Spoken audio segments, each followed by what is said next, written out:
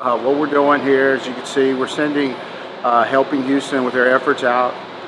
So we're sending hopefully over 100 officers either today and tomorrow to help with law enforcement duties in Houston. We've had, for our gracious citizens here in Fort Worth, they've donated everything that you see here, and we're taking as much as we can down to help the people in need. Well, logistically, we don't know that right now. We're going to try to send in rotation, hopefully like 3 or 4 days on. We'll bring some officers back, get some relief, and send some more out after they come back.